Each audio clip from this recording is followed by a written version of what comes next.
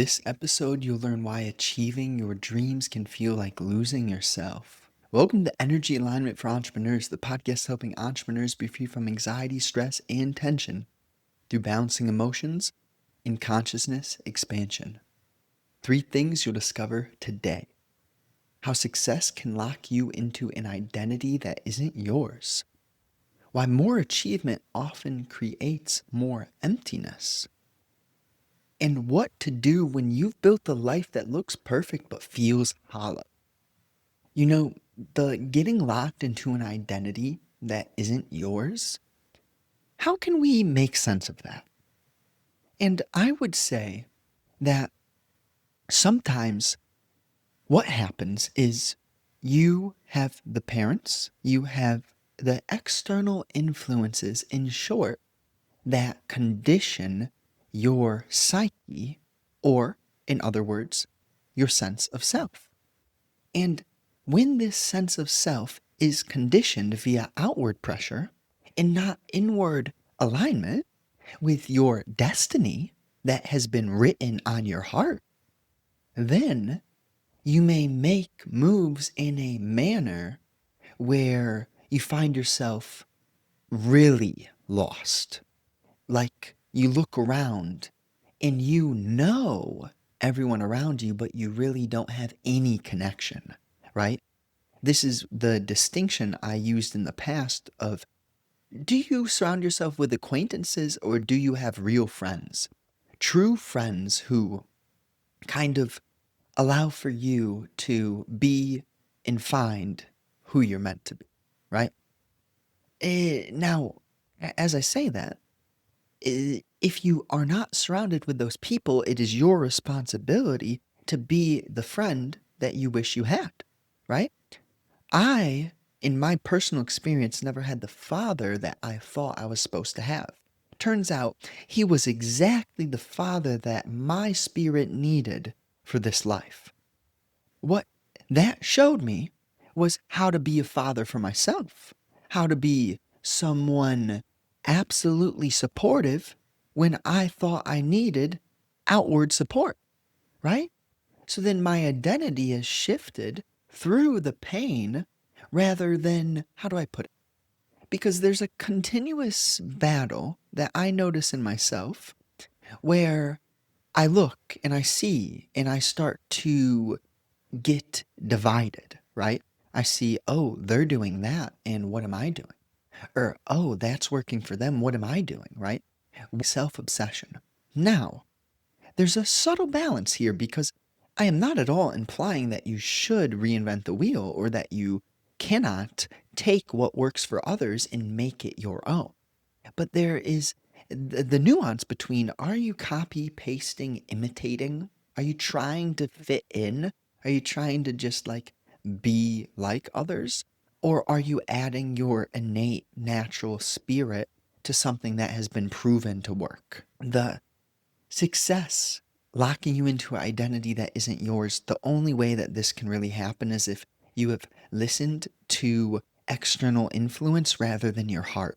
And that is okay because in order for you to connect to God, Source, Universe, Christ, Buddha, Allah, you have to learn to listen to your heart. The only way you can learn about truth is by living in not truth.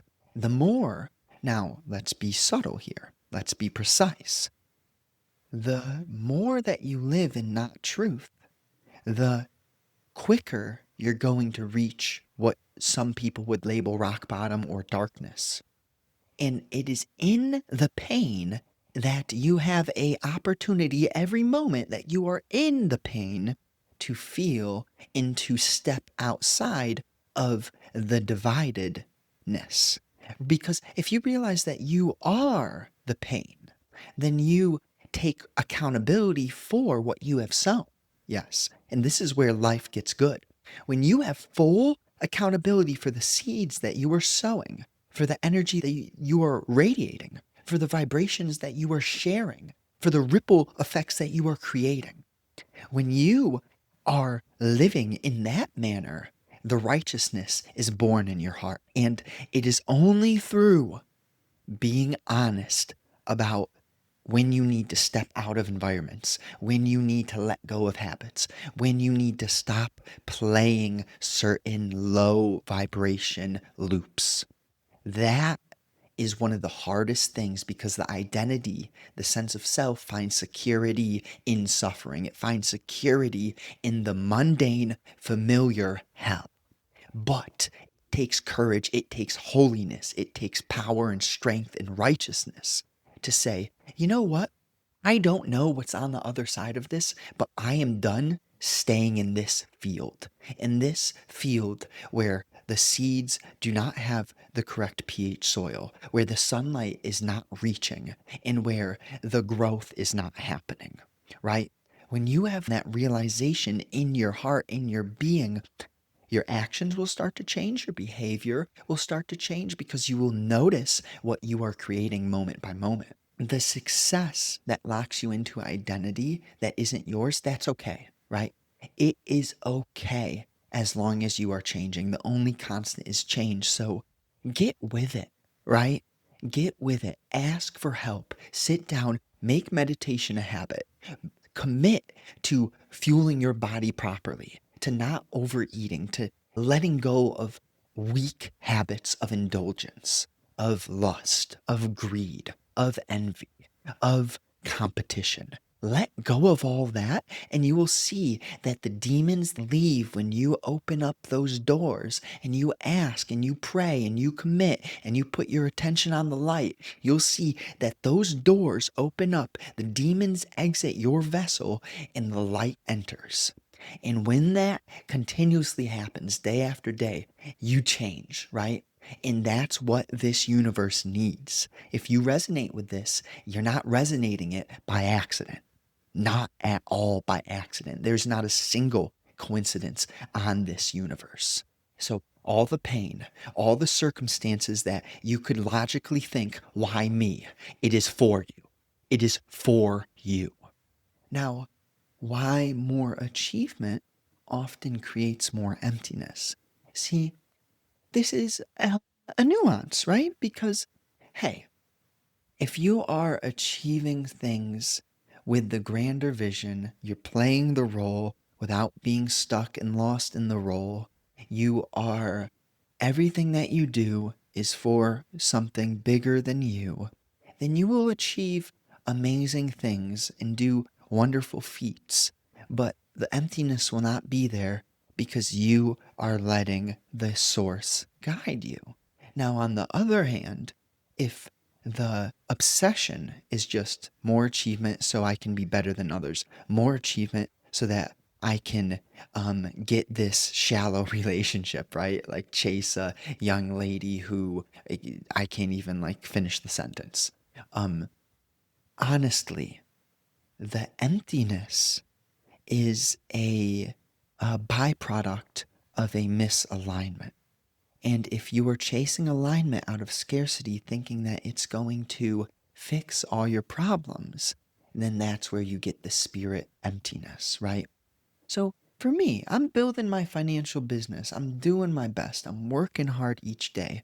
I don't have how do I put it? Um, there are certain things that I'm still creating. There are seeds that I'm waiting for them to grow and sprout and germinate. But all that being said, I keep myself living right. You know, I realize that certain good things do take patience and time. And if the only way that I will not have achievement in alignment with source is if I quit, is if I uh, entertain weakness. And it's almost that simple. It's not a matter of if, it's just a matter of when. And sometimes you want things to be faster, sometimes you want to know when. But if you really, really sit and understand that you would be annoyed and miserable if you knew everything that was going to happen in your life, well, then you can start to appreciate the fact that you don't know when, but you know it's not a matter of if anymore, right? You put in enough work, enough commitment, you live your life right, you understand the things that you need to let go of, and you kind of do your best to shape your behavior and your actions in the correct light, then you'll be guided. You'll ask for guidance. You'll put in the action that creates the space to hear the guidance, right? It's like the funny thing about a lot of people is they pray, but they don't create the space in their vessel, in their being, in their energy to receive the answer to their prayer. How funny is that, right?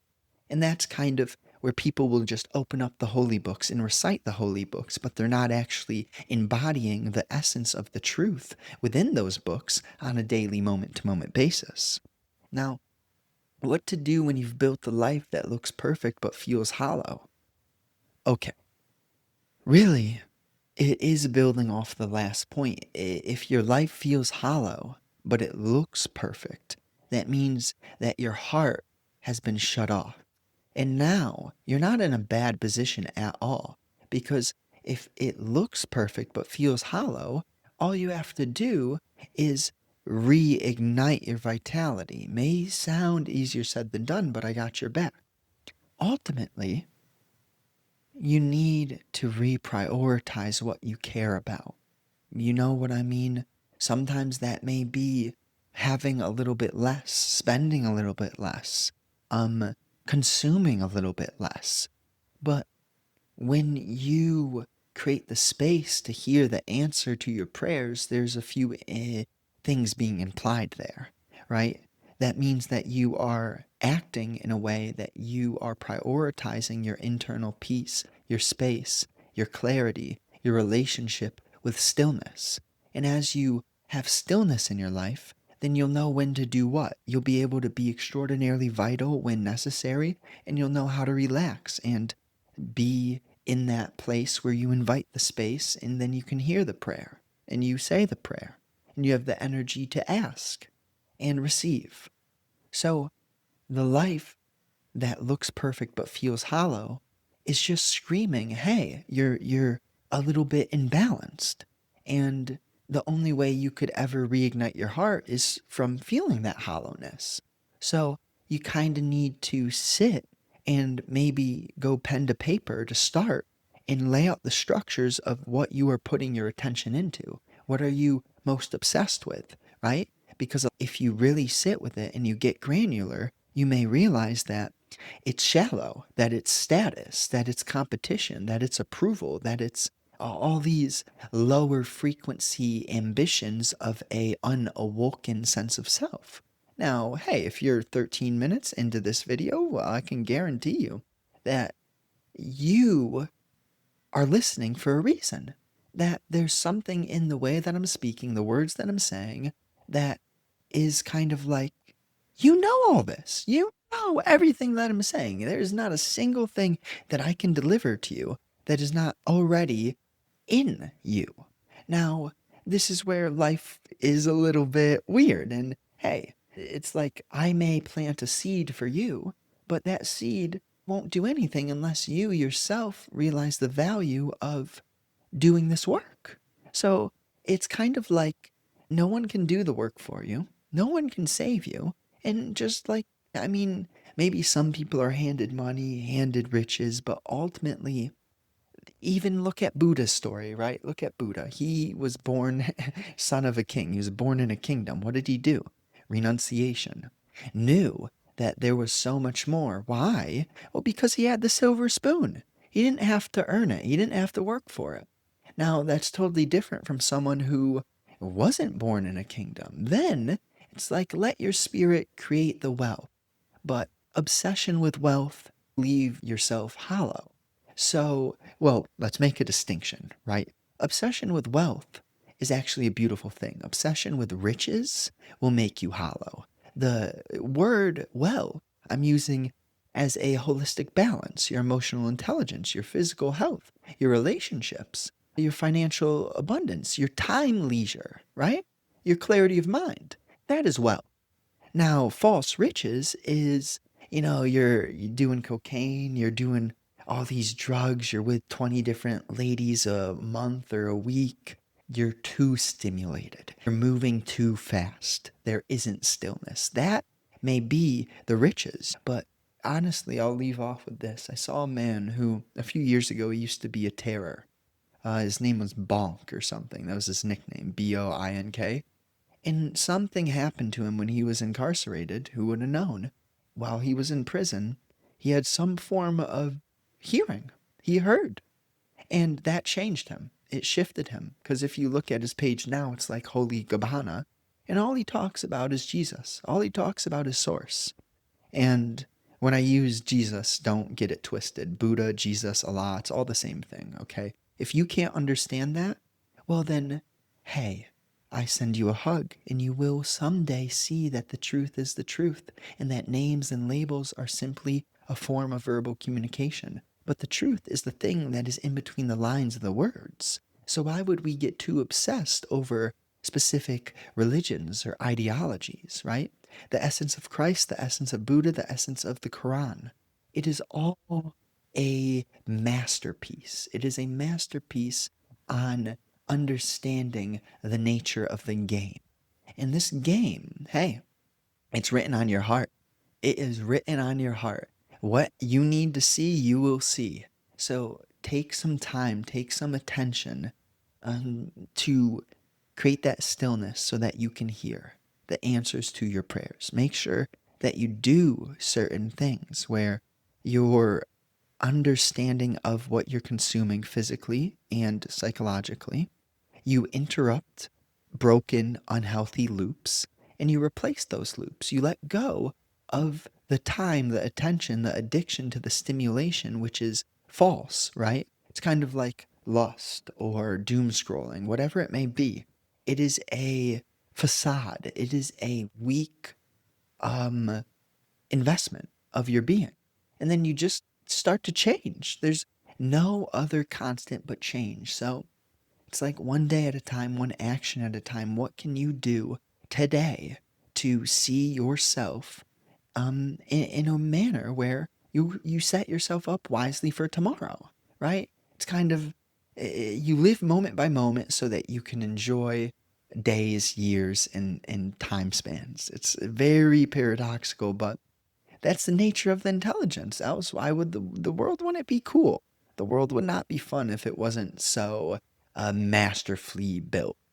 Thank you so much for listening. I genuinely am grateful for each moment that you give yourself a chance to sort of absorb this and share it with a friend. That's my one big ask. Find someone, anyone in your contacts, someone in your text messages that you just have a good relationship with, of course, where they won't be too arrogant to even appreciate the fact that you shared a resource with them. So share it with someone like that, right? Share it with someone open minded on the same vibes as you. All right. And if you do want to transform, get your dream body, I'm working on the Greek God method. And if you kind of want some early bird access, two things, right? You can directly shoot me an email that you're interested in creating your dream body, a transformation. And you could also hop on the email list, which is at justinegliskis.com. But yeah, exciting things in the work on that domain. We're going to have a option for anyone and everyone, whether you live in a lower GDP area, maybe like Kenya or somewhere, or you just are making 500K a year. I'm going to have packages for everyone. So let's go. Have a wonderful day. Share it with a friend. Let's go.